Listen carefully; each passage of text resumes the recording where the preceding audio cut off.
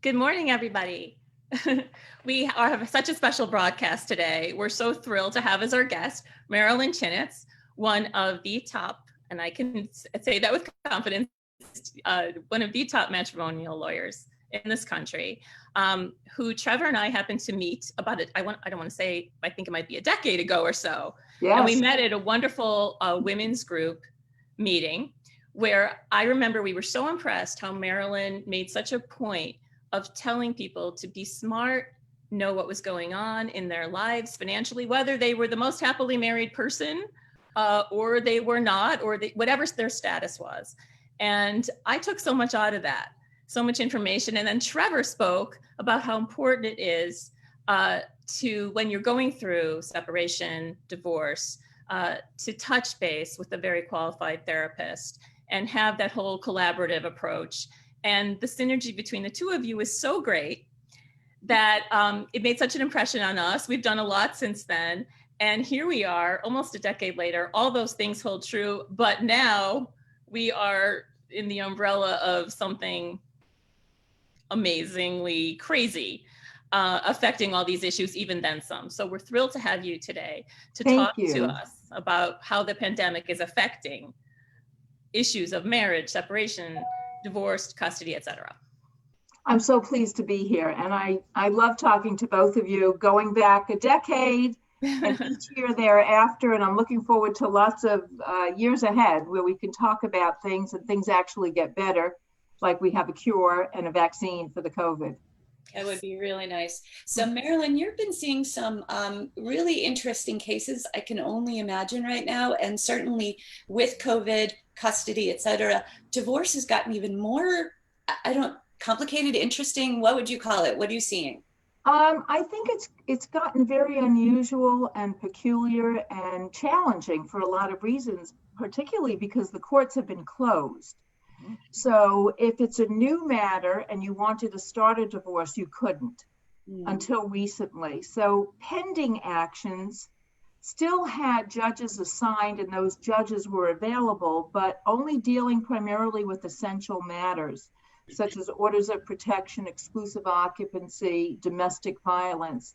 Now the courts are opening up, but people are really being jolted by what's going on because number one, although the courts are open, their access to the court is only by Skype or Zoom.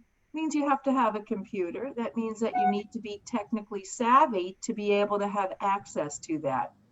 And also papers are not being dropped off at the court. You have to e-file them and they get uploaded. Another task that you have to learn. So not only are people dealing with the courts, they're also looking at their balance sheets and saying, oh my God, my entire life savings investment has gone down significantly. My real estate has gone down. Our business was shut down. And people are asking, do I get a divorce now or do I wait? The other aspect is, of course, quarantine. It's very difficult. And if you're already in a fractured relationship and you're in the same home, tensions fly. And, as I said to someone the other day, it's not quarantine that's causing your marriage to break, but it's speeding up a divorce, which is what we're seeing. People together are that are not meant to be together are really fractured. And so we're seeing a lot of cases where people are desperate to get out, and where are they going to go? Mm-hmm. That's the issue.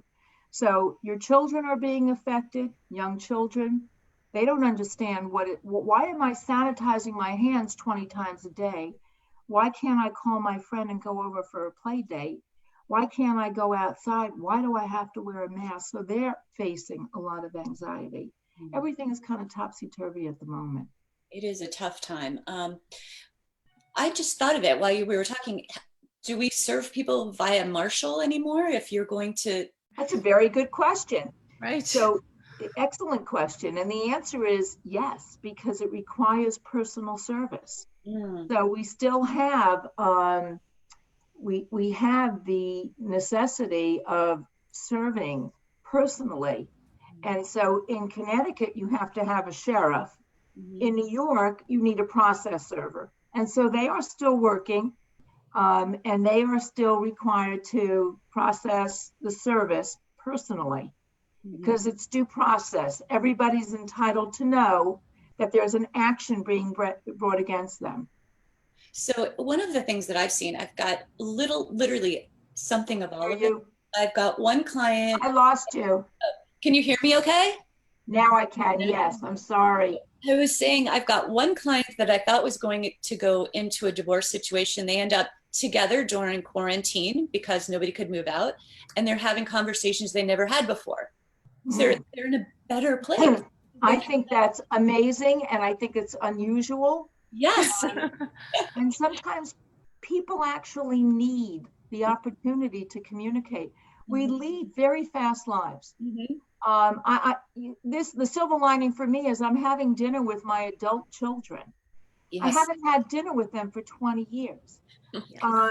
And so all of a sudden, everything came to a screeching halt. And you're talking, and sometimes, and I love to hear those stories, despite the fact that I'm a matrimonial attorney, people all of a sudden say, wait a minute, you know what? I want to tell you what really bothered me. And I never really had a chance to tell you other than in a fight. Yeah, exactly. And so taking that time is also really important. And I think that is a fantastic, that's another silver lining there. Kind of think of it like a reality show where people are dropped on an island. Yeah. And, you know, they're sort of forced to deal with each other, and maybe they realize that the person is really there for them. But there's also the other situations, and it's got to be extremely more difficult than ever. And I continue to think of this whole COVID situation as a maze where you find a block almost everywhere, but once in a while you can find a way to get around it, which is why we wanted to have you here today to explain some of the things that are so important. If you are what if you're at home with somebody right now, 24/7 almost, maybe it's going to loosen up a little bit, and you're thinking, I think I want a separation or divorce. What should you do? So, you know, this is a really interesting time because you are home. I'm trying to knock out that noise. Do you hear that on the email? No? Great. I think this is a very important time. People are home. They're not moving. So it's a good time to do your research. If in fact you're thinking that you want to get a divorce, attorneys are home. And so you can send an email, get access to them immediately, and call people, do your due diligence. You need whoever your team member is, and I'll talk to you what I think are the appropriate team members. This is the opportunity to get to know them. Find out who you want to reach out to, call them. Spend a half an hour, 45 minutes. I can tell you I get calls constantly, and we decide whether or not it makes sense to move forward. There are what I call reality checks, which are get your team of people together. This is the time. Speak to the attorney. You should have a therapist like Trevor, who's there for you, who you can bounce ideas off, because sometimes our perception is off. And we need that professional to give us the clarity and insight to see where we're going. You also need a financial advisor and a forensic accountant. So the financial advisor, once you have done your homework, will advise you about what assets to do, what you should do with some of these depreciating assets, because there are different options. I've advised clients you can take depreciating assets, if it's an intact marriage, put it into a trust, let it grows tax-free. Or if you're about to get divorced and you're dividing up assets, and those assets are down in value, take advantage of putting those monies into a trust, because they will grow tax-free. And there are different trust structures that you can actually pull assets back. So there's a lot of options to do. And a forensic accountant is the person who's going to go through all the financial records, do tracing, do an analysis, and look at your debt. It's one thing to think that you have assets. So if I tell you you have a house that's worth $1 million, I've got to tell you that you've got debt for $750. So your equity in that property is only $250. It's not a great asset. So you have to look at all of these things. This is the time to do that. Also, you have a spouse who's home too. And there's nothing wrong. People are intimidated by saying, hey, can you tell me what we have in our bank accounts? Oh, you don't need to know that. Well, you do. And you can say, look, we're in a pandemic right now. God forbid one of us gets sick. We need to know. I need to know, how am I going to protect the children? Do we have life insurance? What is the amount of mortgage? What other debts are there? So my strong thought is educate yourself. It's critically important. You're home. You have the opportunity to do it now. And one point you just mentioned briefly is life insurance, which it is really important to know. And also that is changing because of COVID-19. And in many cases, it's getting more difficult to get life insurance. And that's an important part often of an entire plan. So could you just talk about that for a minute? And it's particularly important when you're going through a divorce, because if you are going to be receiving as part of your settlement support, either maintenance or child support, you've got to secure that in the event of a death of the payor. So how do you secure that obligation? It's by life insurance. So you require the payor to maintain a life insurance policy sufficient to cover all of the expenses, the support obligations, because God forbid that person dies, whether it's as a result of COVID or any other reason. You have an agreement that says that person is supposed to pay X amount of dollars monthly in child support, the private school tuition, medical insurance, unreimbursed medical maintenance, and that person is no longer here. You've got to have life insurance in place to make sure those payments continue. So what is happening now, a few interesting dynamics. One, some insurance companies are saying, well, you know what, with this new pandemic, we're going to be really careful about who we're going to cover. If you're 70 and above, it's actually more difficult to get insurance. If you've had COVID, you may have lingering effects. You may have respiratory problems. I know someone who is a physician. He got COVID. His vocal cords have been paralyzed. Oh my God. So he's doing therapy now. And so there are a lot of manifestations of that illness. And there's a lot of uncertainty about the lasting effects. Yes, and we don't even know what they are. So we're going to see insurance companies, we already are, who are very hesitant about giving insurance now. If you're 60 and above, it's if you're in good health, it's easier. But now we were just told New York Life Insurance, everybody's going to try to go out and get it now, is providing life insurance without the necessity for a medical exam, because people do not want to be around other people to get that medical exam. Now, your medical records still have to be provided, but you do not have to go through a medical exam. Not even that blood test at the house that they used to do. Right. Oh my gosh. Everything just seems like a So, Marilyn, I think one of the biggest things I've heard and just awful stories, and I've got clients, et cetera, is COVID and custody and the impact of one parent maybe being very, very worried and very uptight and everything's getting cleaned up and they don't want to allow the child time with the other parent, the non-custodial parent, and that's been causing huge problems. What are you seeing and how are you coping with it? So I'm finding that it is a cause of great stress. And I'm looking at also what the judges are doing and how they're handling it. So a lot of my clients in New York left the city. They may have had homes, second homes in the Hamptons or in Connecticut.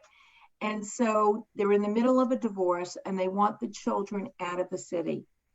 Some of the parents who use common sense say, okay, instead of my having midweek access, why don't you give me weekend access? Stay with the kids in the country during the week, do their remote learning, and then I'd like to see them on the weekends. There are other parents who have been really difficult and selfish. And so they are, no, I want you to shuffle the kids back and forth. That's risky. And it's creating tremendous anxiety for children because they're sitting in the New York apartment, for example. They cannot go out. They don't have their friends there, and they're feeling very anxious and frustrated. So Trevor, I know you would agree. It's imparting in your clients and your patients common sense Do what is right and in the best interest of your children. Now, that said, there is a New Jersey case where a mother who is a doctor working at the hospital on the front lines actually lost custody of her children. And in the legal community, we were up in arms that a judge would do that because, in point of fact, she was exercising complete protocol. As soon as she would come home, she would strip down, her clothing would go into the washing machine, she would shower, she would wash. She never got COVID. And because she was so diligent. So judges are handling it differently. There's no ban on a custody agreement. And so until the court actually intervenes, you have to comply with your agreement. You cannot employ self-help. So while you expect parents to do the right thing, unfortunately, sometimes they don't. These kids get caught in the middle, and they're the ones who really get harmed. One of the questions that came in actually just now was, what if somebody normally has shared custody where they see the children together? How do you approach that now? Is it the same? Like, how do you know that the person you're sharing custody with is quarantining or being safe? And what if you have a pre-existing condition? There's so many complications. And that's the challenge. So whether you're shared or you're living separate, one spouse or one party may be absolutely diligent in everything they do. They don't allow people to come into the house. When they go grocery shopping, they come back, they wash everything down. If they go out, they wear masks and gloves. I have a lot of clients, particularly men, because I think there are different reactions gender-wise, I do, who say, you know, I got to get back into the workforce. I got to go back into business. There are people who are just clearly not as diligent, don't wear a mask. And so a spouse feels, I'm concerned. You've gone out with your friends, you know, you're not socially distanced. And I don't want the kids to be exposed to that, because if they get sick, they come home, they get me sick. If they get me sick, they get my parents sick, and they're in their 80s. So there's this domino effect of that stupidity brings. So I think, again, you have to really feel that there's imminent risk. It can't be speculative. And if you're a parent, you have to be upfront and say, look, I'm not going to be socially distant. I'm telling you that. And then you have to say, well, why don't we do things a little differently then? Maybe we'll Skype with you every night. Maybe the kids will FaceTime with you every night. Maybe over the summer, when things may be hopefully a little more relaxed, you take an extra week with them. It's creative parenting, and that takes cooperation. It's really tough out there. I have a client whose children are in a different state. They had a very difficult divorce, and she's just not allowing any visitation now, 3 months in.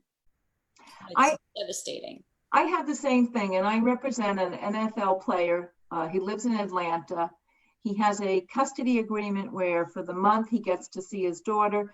But since the spring break, the mother has said, you know what?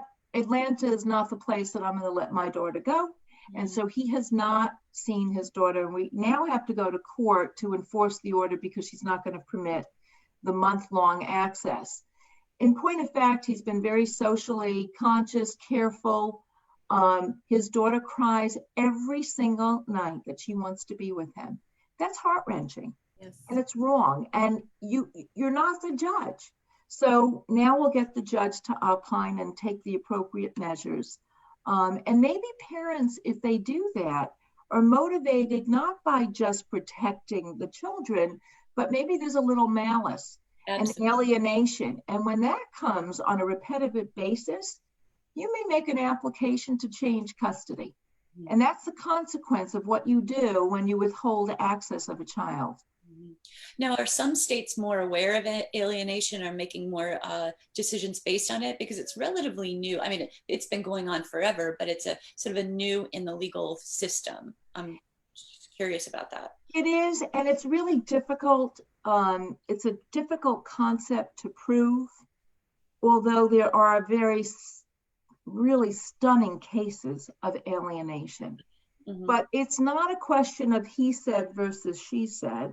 It's a question of documenting, whether it's by emails, communications, notes that you've said to your, to your therapist, which could be subject to a court review.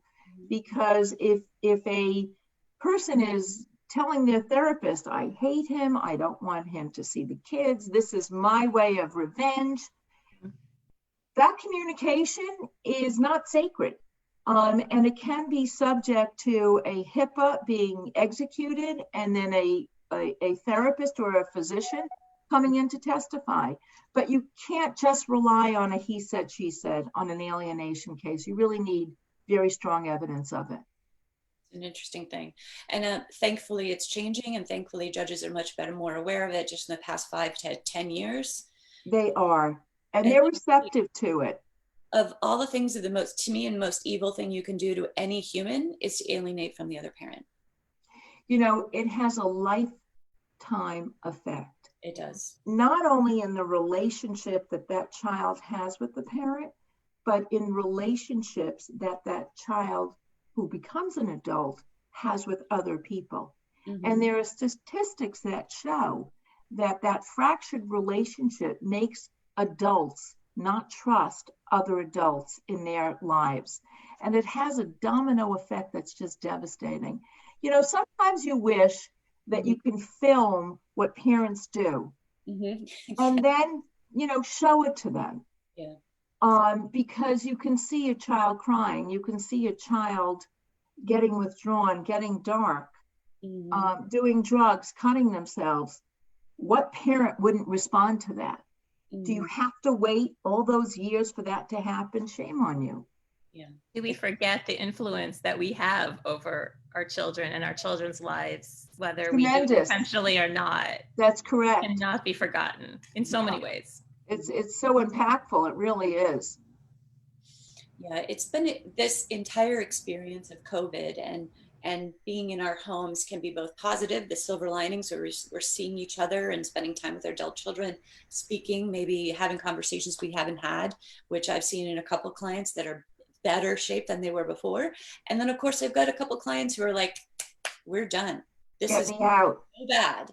Yeah. We're splitting, but the splitting in COVID, because you can't leave, is added to unfortunately, some violence in the home. And I mean, I'm sure you've seen an uptick in that too in your clients. We have, and I think that it's devastating. And what I tell people is, you cannot sit at home and just wait this out. Yes. So there are measures that you can take. And again, as I said, courts are open for that. That's an essential matter. And now courts are even dealing with non-essential. So what's available? An order of protection that you can file immediately. And you can do that, setting forth specifically what the allegations are. Courts will respond immediately. You can ask for an order granting you exclusive occupancy to get the other person out in addition to an order of protection, and be granted a stay away order.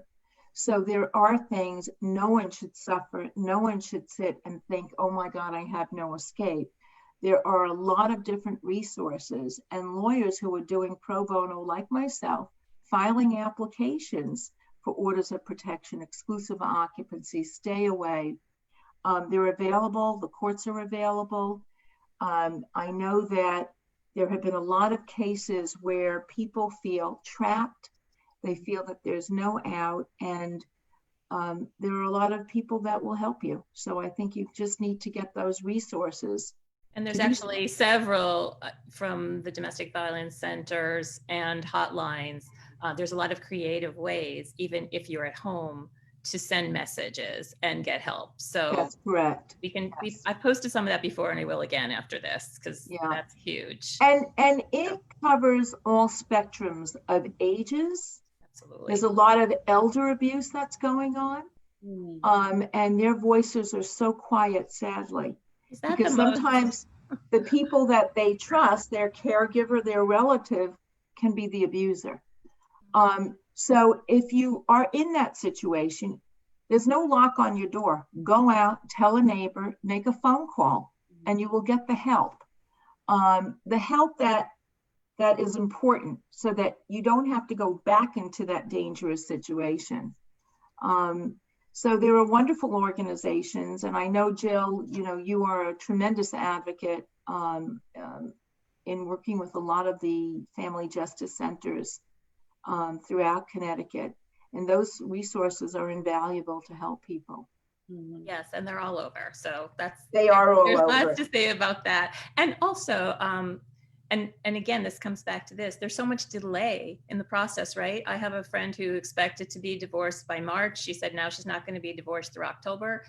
Obviously, in cases, drastic cases like this, that's a huge problem. But what about in just most of the cases you're dealing with? What are issues? Tremendous delays. So what's happening, everything has been at a standstill. For example, depositions, we call it discovery in the course of a matrimonial action. Depositions are important because you elicit testimony from the other side or third-party witnesses to put your case together. Those are being delayed. I am a fan, actually, of moving that along, and we're going to be doing not Zoom because they can be hacked, but Skype, which seems to be a more secure. When you're exchanging financial documents, you want to make sure nobody can get in. Sure. So these are highly confidential matters. So there are techniques that are being employed. We're exchanging exhibits before the deposition so that the other side knows what we're going to mark as depositions. A lot of lawyers are uncomfortable doing that. And a lot of judges are uncomfortable having a trial via Skype. Oh my gosh. So, but that is going on. Marilyn, can you do a deposition via Skype? Yes, you can. Yes, you can. Interesting. Yes. So it may not be, the best way, but in order for things not to remain stagnant, to move things along, we've been doing that. Sometimes when you have a deposition and it's good and you're well prepared and you know where you're going, it exposes the other side to the fact that they may have some risk. And that creates dialogue, and that creates sometimes settlement. So I believe that those pressure points need to stay on a case in order to move it to its conclusion. So I'm a big fan of doing that. And I have a case in Florida where the judges are going forward with trials. Wow. And I just was asked to quote on an article that came out in the New York Times a few weeks ago about the challenges of doing a trial via Zoom, because when you are on trial, your client is next to you. And you can say, stop, don't say anything. You can come over to the table. You can have various gestures that tell them, stop. You can't do like a Zoom little nudge. I can't go like this via Zoom. Impossible. However, just so that you know, on Skype for business, there is a column on the left where you can type messages to your client. Now, that's actually interesting. That's great for a conference. But if you're on trial, you don't want to be accused of telling your client how to answer a question. So now I'm thinking, are those communications something that could be subject to review? So you have to be very careful as a lawyer. Yeah. I have a feeling you're really good at doing depositions, Marilyn. I love them. That's to me, it's putting the puzzle together, all the pieces together. And I am a believer that that's the moment where you punch hard, because depositions could be a great tool to show the other side that you have risk and exposure, and here's what's going to come out of it. And if you want to go to trial, I'm going to dress you down, and here's what it's going to feel like. And people can respond favorably and say to their lawyer, you know what, too risky, or the lawyer says, you got a taste of it. This is just the beginning. So I have seen settlements come out of it. That's why I do like depositions. Well, I know that you're very creative and strategic, and more than ever, do we need creativity and strategy? Yeah. And, people are taking advantage of other avenues. For example, even though I'm a litigator, I will say to another lawyer, we can't get to the judge right now. Why don't we hire one of the mediators in our field and see if we can at least broker some sort of resolution? So in one case that I have, it's a very, very high net worth family, and there's a lot of assets and a lot of issues. And we didn't want to be in a position where we were going to be standing still for a long time, because a lot happens that goes under the radar that could be dangerous for both sides. So with the judge's help, we suggested that we contact a mediator who's a former Supreme Court judge and appellate division judge who's now doing mediation. So we're starting that process. And that process is very different. You kind of throw the facts directly in without posturing, because it gets to a point where you want to come out with a number, a way to settle the case if it's a financial aspect. So good lawyers are using different opportunities to move cases along and to try to get them resolved. And if we can't, that process of mediation was actually very valuable, because I may have elicited a lot of information from that. Mm-hmm. So it works to the advantage, and it is confidential. Settlement discussions and mediation discussions in that process are confidential. They don't get communicated to the judge assigned, because it could color the judge's thoughts. Interesting. I love that idea. One of the things that I've been talking about along the way, which, clients who do go a bit like this, and they'll say, but now we need your help to unwind this, right? And there's usually, and we both know this, there's the legal divorce and then there's an emotional divorce. And usually you have one person that's way far ahead, even years ahead of their partner as they've decided to get divorced. Some people have decided, hey, I'm going to stay in this marriage for 10 years to get the kids through school. Once that's done, I'm out. And the other spouse may not really understand that. So I'm hoping over time, and I think you mentioned this in your webinar the other day, and the woman, Dr. Smerling, Catherine Smerling. I love her. It's just helping our couples through this process, both the emotional and the legal aspect of divorcing. And I think it's so key. It is. And, there are people who say, look, I don't want to get a divorce right now. She talked about intentions. If you are going to stay together, then the intention has to be expressed that we're going to try to make it work. Mm-hmm. If you don't have that good intention, then it will not in any way work. Mm-hmm. And people don't necessarily have to get a divorce. They can do a postnuptial agreement also. So they can say, look, hopefully these assets are going to go up in value, but if down the road we have a problem, I don't want to have to go through litigation. Let's talk about those assets. What I would get in the event there was a trigger later on. What assets can I feel secured with? So it's an interesting opportunity in a lot of ways. Mm-hmm. I always think that people should take advantage of the benefits, not the negatives, but the benefits. Now, there are people who do benefit during this process, and those are individuals who have a lot of money and assets, and they feel that this is a great opportunity for me to get out at a lower value, because all those assets now have depreciated significantly. This is a time for me to buy my spouse out. Mm-hmm. And that creates a lot of issues for people to discuss. Yeah. So, and sometimes, if a spouse wants a divorce, there's nothing you can do. In New York, in most states, we have no fault. So they can't be challenged. All you have to say is irreconcilable differences for 6 months or more, and you're entitled to a judgment for divorce. Now, courts are not bifurcating it. They're not saying, okay, you get the divorce and we'll worry about the finances later.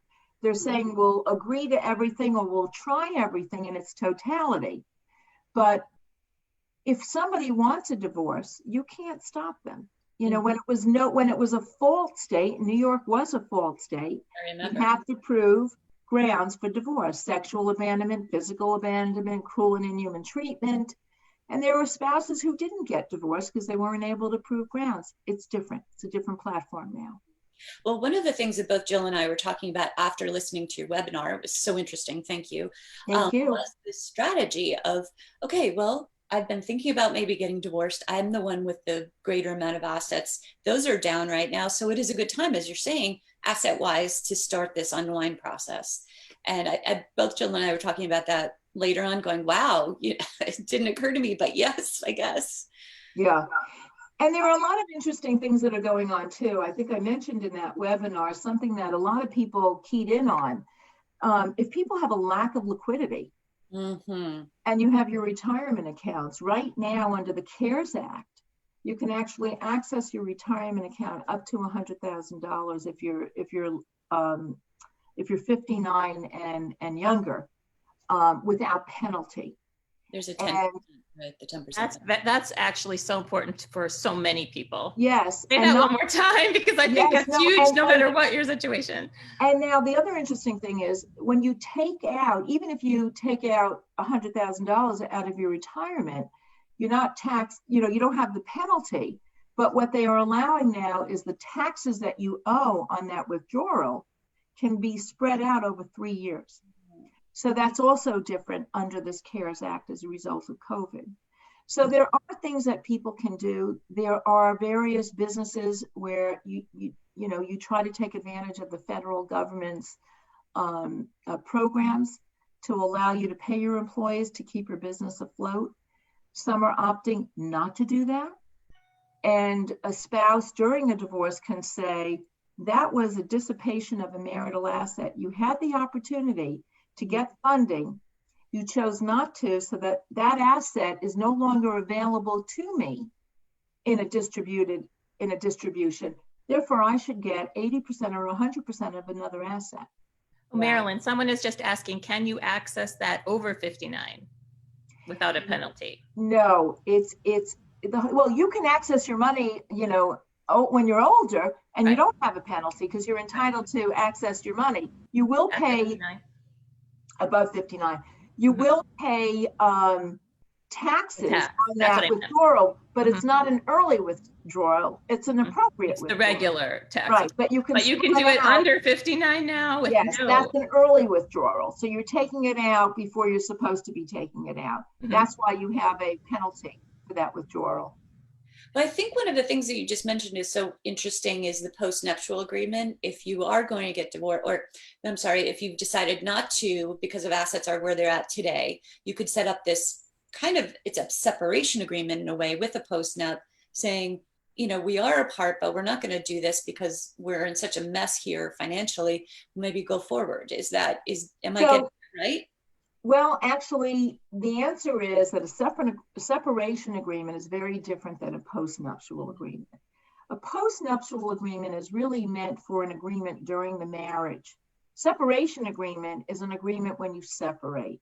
So the concept of a postnuptial is, we're not going to get a divorce, but we're going to decide what assets will be distributed should there be a triggering event down the road. Got it. If there's no triggering event, then the assets will stay as they are, or you can transfer as you want. But the intent is that you're going to work on the marriage. Got it. So, all right. Little insurance policy.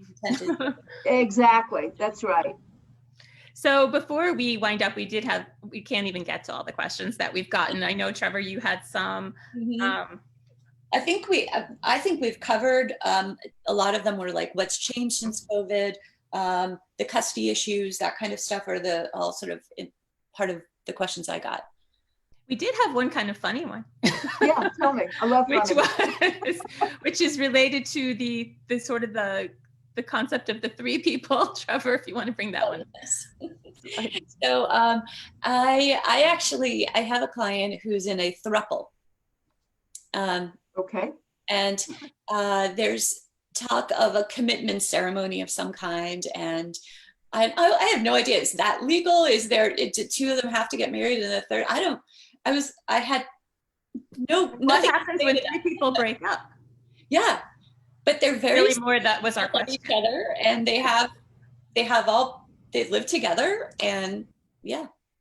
All I can say is good luck. I think people can be very unusual in their relationships. That's an unusual relationship.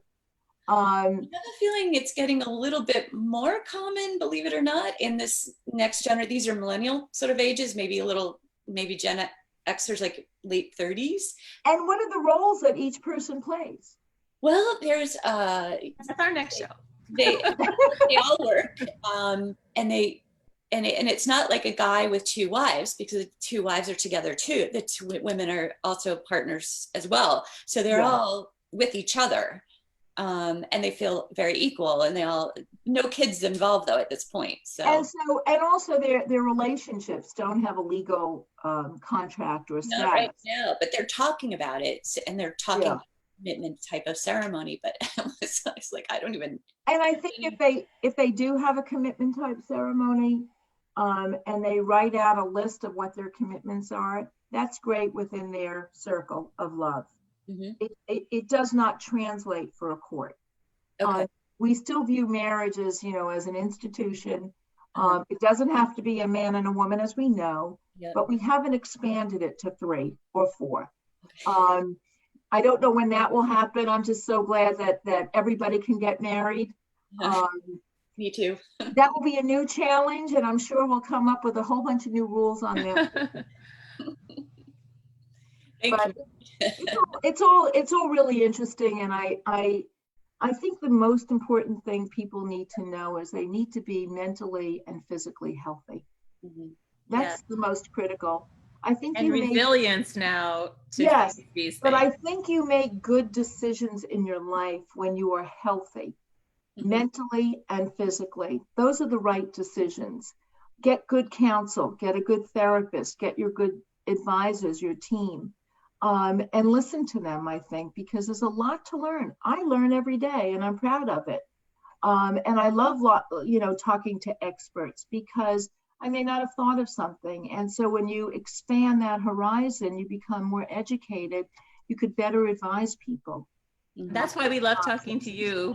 I love talking to you because we learn something, that there's some practical information in here for everybody. Mm-hmm. Mm-hmm.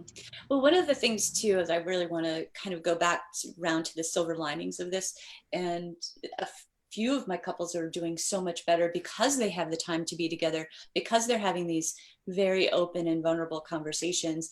They're taking responsibility for their part of the reactivity or whatever seems to be going off or wrong. And I think that's one of the beautiful things. Like, if you are going to make a commitment in this time, it's be a good partner, take care of yourself mentally and physically, but also, be available to your partner emotionally and say, how are you? And what can I do? And my couples are like, I don't think I asked her how she was in 20 years. We had kids, we were running, everybody's working. And I'm hearing these actually very lovely, beautiful, very human connected things in this time. I heard a wonderful story. My cousin, we're really close, and she's a bit older than I am. And she said to me that she and her husband are going to be celebrating their 50th anniversary. Now, they're really cool, and they look like they're in their 50s. And she said, I love Alan so much. Oh. And I'm just spending the time with him. She's a therapist. She works in the city. He's a financial advisor. They're always running. She said, I'm so enjoying this time. And I think it's really important. I think the other important thing is people need to be open and honest about their financial circumstances. It's great, and it's really important to show kindness and compassion and love. But it's the other component of it. You have to be transparent and open. It's not your money. It's not your assets. Yes. Share with the other partner. What do we have? I think there are so many couples who operate in the dark. So many couples that I know where the woman is very satisfied because she has access to a credit card and she can charge whatever she wants. But if you say, well, what's in the account? I have no idea. What does your husband earn? No idea. Well, what about the brokerage account? What's in your name? I have no idea. Well, what do you know? That I have access to the credit card. And so I think it's, if you really respect your spouse and you're going to make it work, you really have to share all of this information, and you have to bring that person in the fold and say, look, this is what we have. This is what I hope to have in the future, and share with you. If God forbid something happens to one of us, you're going to be protected because you have these assets. These assets have no mortgage, no debt. These do. And you share with each other what the future holds together. So it's one thing to bring a cup of coffee at 6 a.m. and say, honey, I love you, and here's your coffee. Yeah, honey, here's the bank statements, and let me share with you what we really have. I love it. It goes hand in hand. I think it's an important piece. feature. So I think that brings us full circle Yeah, to it does. when we met you, This- which is what you were talking about. We try to continually share that message. Yeah, it's an important one. And you know, we have daughters, and we raise them correctly, I believe, to say, tell me, and let me show you, because they're not just waiting to get the information. They're also hardworking women who are creating their own careers and professions. Yes. And that's important also. But I think that element of disclosure to make a strong relationship, which is why, by the way, I like prenuptial agreements. How many young people get married and they have no clue what their soon-to-be spouse has? Yep. I had a woman who said, oh my God, he's got tons of assets. He lives in this apartment and he pays $25,000 a month. He's living hand to mouth. Oh. Mm-hmm. And all of a sudden, when the net worth statement came, it was the first time that she got acquainted with the bad financial situation. Mm-hmm. You didn't ask me if they ended up getting married. They Did didn't. they? No. Interesting. She did not want to be saddled with that debt. And she felt, more importantly, that he had not made those disclosures. So she felt that she couldn't trust him. So it went deeper than just failure to disclose, not share it. Yeah, to have a safety in a couple, you really do need to know those things. Absolutely. Yeah. A lot of people have, really emotional issues around sharing that information. There's a lot of fear, and so they hold on to that information very tightly, and it will over time ruin a marriage. Yes. I think it's so much better to, even if it's not a great thing that you find out, it's better to know, because then maybe you're gonna stick with each other and help to get it to a better place. Whereas if you're living in this blissful ignorance, and then you can't do anything to support each other about it. That's a wonderful point, because it's okay to have debt. It's okay to have a problem. Just share it with me so we can work together on it. Mm-hmm. I think your point was an excellent point. Because otherwise you live in this bubble and you hide it, and that secret just continues to grow. And so does resentment. Yeah. On both sides, because I think the person that has all those, that's stressed by it, doesn't want to stress the other person, so they're feeling more. Yes. More stress and resentment, and then the other person is walking around clueless. So I want to ask you both. Jill and Trevor. Yes. What has been your greatest challenge during this process? Mine is, I'm very scared that anybody I care about gets sick, so I'm very over the top, I think. And I try to be like maybe extra safe. I'm at the point that people, they make fun of me a little bit. But that's been my greatest challenge. I've actually really enjoyed being with Rich. We both normally have extremely crazy, busy lives, as you know, and this is really different. And it's actually been I'm one of those ones that's like, not every minute, but surprisingly has been very nice. Yeah. Trevor. I think my biggest challenge is doing couples therapy via Zoom or FaceTime or Skype. And a lot of my work is having people in the room turn to each other, really speak to one another. It's kind of hard with 3 screens, or it's not doable, but it's certainly a challenge. And that part, I still feel like I can be not efficient, but helpful. But I feel like there is a distance. I can't quite be in. And that part is a bit frustrating for me. Yeah. I'm also single during this time, and that's another piece for me, which is I'd way rather have, somebody to shack up with and hang out with. But I get to talk to Jill a lot and lots of good friends. So I'm a really good substitute. But there is a whole thing to talk about with relationships that are kind of getting formed during this time too. So there's a whole other conversation. Frontiers. Yeah. How about you? I find my practice is very different because I'm on the phone constantly. Yeah. And that means people expect for you to be available 24/7, which I happen to be available. So right before I got on, it was a client who called me, but she had tried me at 7 a.m. And I saw that I was in the shower. I would have taken the call if I wasn't. So the practice is different. I'm not in court. I'm not on trial. I'm available in a very different way to my clients. And I think lawyers get frustrated that they can't resolve things right away. So sometimes the tension has been turned on. So we're trying to manage that. And then just in terms of practicality, I mean, figuring out all the Zoom and the Skype and the this and the that and how to, that's been a challenge. Doing my hair has been a challenge. Great. Not eating. I mean, all I look forward to is my dinner, and my food. Me too. We're all discovering things about ourselves. And the fact is that we're all very resourceful. And I think what I am so impressed with my clients is how resourceful they are. So I have clients who are not living with their spouses. They're doing remote learning with their kids, 2 or 3 kids.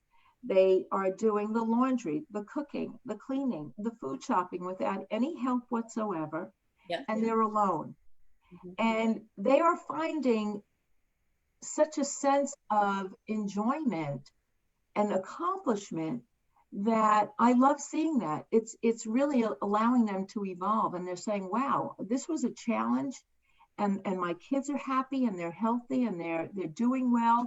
So I do love to see that. I think it is a very challenging process in a positive way also. And I like to see people say, I never did that before. I can do that now. I'm embarrassed to say that, I never turned on a washing machine in a long time. I am doing lots of loads now. A lot of domestic skills are coming back, and that's right. And I'm cooking every night. But I think the point is that we realize, wait a minute, we can do these things. And we've been lucky and blessed to be able to rely on other people to help us. But in point of fact, it's very reassuring to know we've got it in us to do. I totally agree. I love it. Well, Marilyn, thank you so much for being on the show with us. Thank you. So much from you, and let's continue the conversation. I feel like there's I hope so. Well, we could do this at dinner sometime with bottles of wine, but I can talk to you guys for hours. And thank you so much for having me and hosting me. It's been always so wonderful to see you both. Thank you. Same, a pleasure. Happy weekend. Thank you. You too. Bye.